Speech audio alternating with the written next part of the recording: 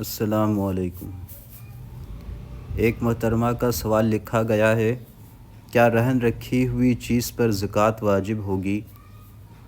جواب دیا گیا ہے، جو چیزیں کسی کے پاس رہن رکھی گئی ہوں ان پر زکوٰۃ لازم نہیں، نہ رہن کرنے والے پر اور نہ رہن رکھنے والے پر، اس لیے کہ زکوٰۃ کے وجوب کے لیے مال کا اپنے قبضے میں اور اپنے ملک میں ہونا ضروری ہے۔ ایک خاتون سوال لکھتی ہیں کہ مہر کی زکوٰۃ کس پر ہے، شوہر پر یا بیوی پر؟ جواب دیا گیا ہے کہ مہر ادا کرنے کے بعد اس کی زکوٰۃ بیوی پر لازم ہوگی، اس سے پہلے عرصے کی زکوٰۃ کسی پر بھی نہیں، اس لیے کہ ابھی مہر کی رقم ادا ہی نہیں کی گئی۔ ایک محترمہ سوال لکھتی ہیں کہ ایک شخص کے پاس اپنی رہائش کے لیے ایک گھر ہے، اس کے علاوہ ایک اور گھر ہے جسے اس نے کرائے پر دیا ہوا ہے، اور ایک پلاٹ بھی ہے، کیا اس اضافی گھر اور پلاٹ کی زکوٰۃ ادا کرنی ہوگی؟ جواب لکھا گیا ہے کہ اگر اس شخص نے وہ پلاٹ فروخت کرنے کے لیے نہیں خریدا تو پھر اس شخص پر اس کی کسی بھی جائیداد پر زکوٰۃ نہیں ہے۔ ایک صاحب سوال لکھتے ہیں کہ ایک شخص نے اس سے کچھ رقم قرض لی، کئی سال ہو گئے، ابھی تک وہ رقم موصول نہیں ہوئی، اگر وہ رقم 20 سال بعد واپس ملے تو کیا پورے عرصے کی زکوٰۃ ادا کرنی ہوگی یا صرف اس سال کی زکوٰۃ ادا کرنی ہوگی جس سال وہ وصول ہو؟ جواب لکھا گیا ہے کہ مذکورہ رقم جس کی وصولی کی امید ہی نہیں رہی تھی، وہ اچانک خلاف امید موصول ہو جائے تو اس رقم پر گزشتہ ایام کی زکوٰۃ واجب نہیں ہوگی، البتہ اگر رقم ملنے کی امید ہے تو چاہے کتنی ہی تاخیر سے ملے، تو ایسی صورت میں جب وہ رقم مل جائے اس کے بعد اس کی گزشتہ عرصے کی زکوٰۃ بھی ادا کرنی ہوگی۔ ایک صاحب سوال لکھتے ہیں کہ سال بھر میں کون سے ایام ایسے ہیں جن میں روزے رکھنا حرام ہے؟ جواب میں لکھا گیا ہے کہ سال بھر میں 5 روزے حرام ہیں: عید الفطر کے دن کا روزہ، عید الاضحیٰ کے دن کا روزہ، ایام تشریق کے روزے یعنی 11 ذی الحج، 12 ذی الحج، 13 ذی الحج کے 3 روزے حرام ہیں۔ ایک صاحب سوال لکھتے ہیں کہ زکوٰۃ ادا کرتے وقت کیا نقدی کی شکل ہی میں زکوٰۃ دی جا سکتی ہے یا اشیاء کی شکل میں بھی زکوٰۃ دی جا سکتی ہے؟ جواب دیا گیا ہے کہ زکوٰۃ نقدی ہی کی شکل میں دینا ضروری نہیں، بلکہ سونا، چاندی، مویشی کی شکل میں بھی زکوٰۃ دی جا سکتی ہے۔ پوچھتے ہیں کہ زکوٰۃ ادا کرتے وقت قیمت خرید کا اعتبار ہوگا، یعنی سونا جس قیمت پر خریدا تھا اس پر زکوٰۃ دینی ہوگی یا موجودہ قیمت پر؟ جواب لکھا گیا ہے کہ بازار میں موجودہ قیمت کے حساب سے قیمت لگا کر زیورات کی زکوٰۃ دینی ہوگی۔ ایک صاحب سوال لکھتے ہیں کہ واجب کا کیا مطلب ہے اور نماز میں جو چیزیں واجب ہیں اگر ان میں سے کوئی چیز چھوٹ جائے تو کیا کرنا ہوگا یا نماز ہو جائے گی؟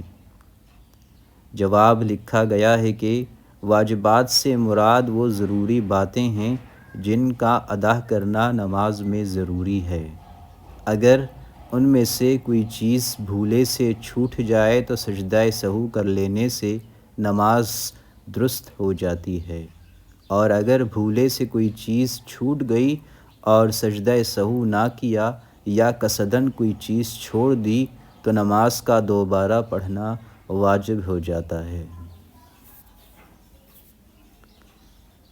ایک صاحب کا سوال لکھا گیا ہے کہ عورت کے نام کے ساتھ اس کے شوہر کا نام یا اس کے والد کا نام لکھنا شرعاً کیسا ہے؟ جواب میں لکھا گیا ہے کہ اسلام نے عورت کی شخصیت کو مکمل شخصیت قرار دیا ہے۔ اسلام میں عورت کی شخصیت ادھوری اور ناقص نہیں ہے کہ بغیر کسی مرد کے نام کے سابقہ اور لاحقہ کے اس کا نام ہی مکمل نہ ہوں۔ البتہ اگر کسی معاملے میں اس کی ضرورت محسوس ہو تو اس کے مطابق عمل کیا جا سکتا ہے۔ ایک صاحب سوال لکھتے ہیں کہ انہیں کسی نے بتایا ہے کہ سنتوں میں سجدہ سہو نہیں ہوتا، اگر ایسا ہے تو پھر اگر سنتوں میں بھول چوک ہو جائے تو کیا کیا جائے؟ جواب میں لکھا گیا ہے کہ آپ کو کسی نے صحیح نہیں بتایا۔ نماز میں بھول چوک ہو جائے اور کوئی واجب ترک ہو جائے تو سجدہ سہو واجب ہے۔ نماز چاہے فرض ہو، واجب ہو، سنت ہو یا نفل ہو، ہر نماز میں ترک واجب پر سجدہ سہو کرنا ہوگا۔ ایک صاحب سوال لکھتے ہیں کہ بیت الخلاء جاتے وقت کیا احرام کھولا جا سکتا ہے؟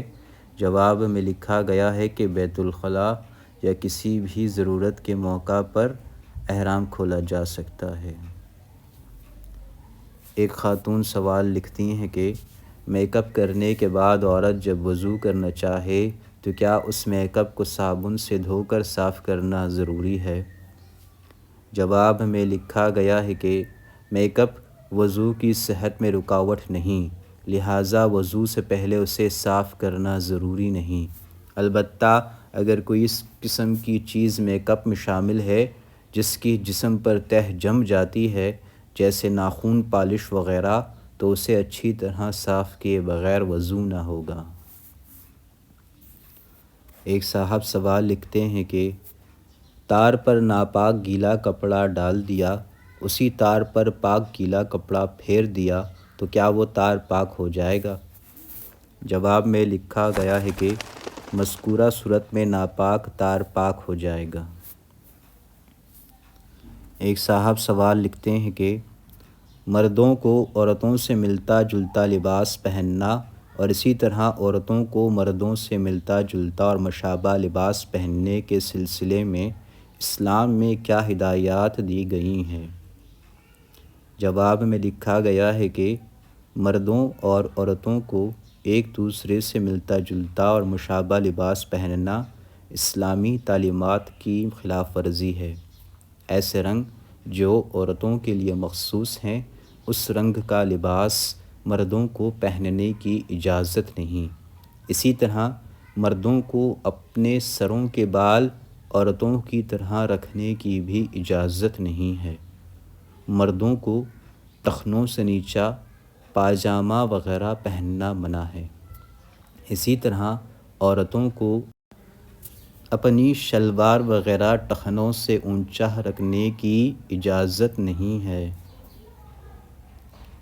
ایک صاحب سوال میں لکھتے ہیں کہ نماز میں کتنے ارکان ہیں؟ جواب میں لکھا گیا ہے کہ نماز کے اندر جو چیزیں فرض ہیں ان کو ارکان نماز کہا جاتا ہے۔ ارکان نماز یہ ہیں: تکبیر تحریمہ، قیام کرنا، قرات کرنا، رکوع کرنا، سجدہ کرنا، ہر رکعت میں 2 سجدے کرنا فرض ہے۔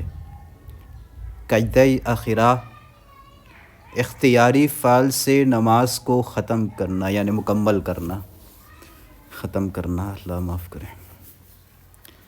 ایک صاحب سوال لکھتے ہیں کہ اصل امتحان کب شروع ہوگا اور اس کا اختتام کب ہوگا اور اس کا نتیجہ کس صورت میں ظاہر ہوگا؟ جواب میں لکھا گیا ہے کہ آدمی کی ساری زندگی امتحان ہی ہے۔ بچپن کی منزل سے نکل کر بڑا ہوا، ہوش سنبھالا تو اس کا امتحان شروع ہو گیا، اور جب تک وہ اس دنیا میں رہے گا اس کا امتحان ہوتا رہے گا۔ جیسے ہی وہ اس دنیا سے رخصت ہوگا اس کا امتحان بھی ختم ہو جائے گا۔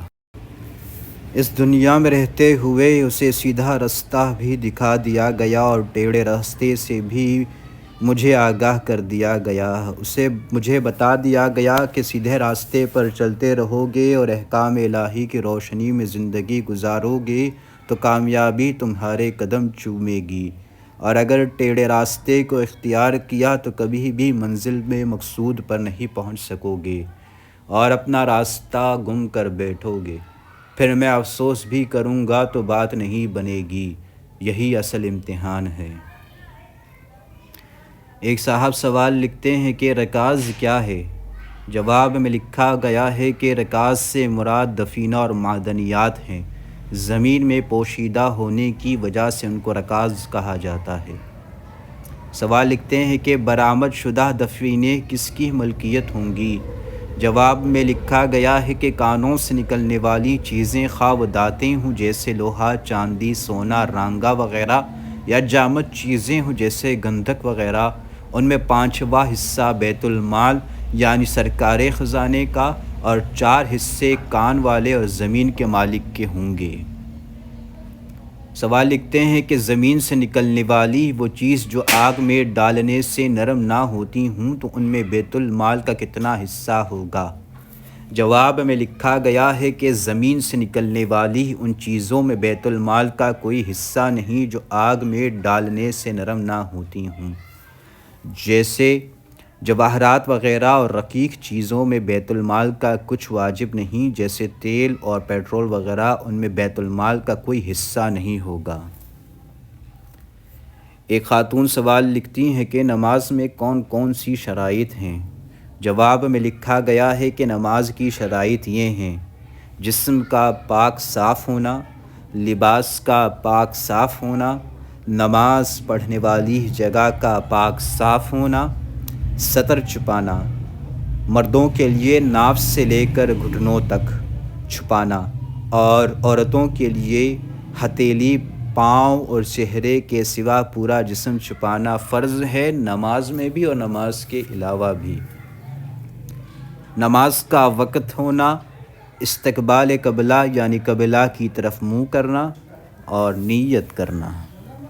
استغفر اللہ ربی من کل ذنب اذنبتہ عمدا و خطأ سرا و علانیۃ و اتوب الیہ۔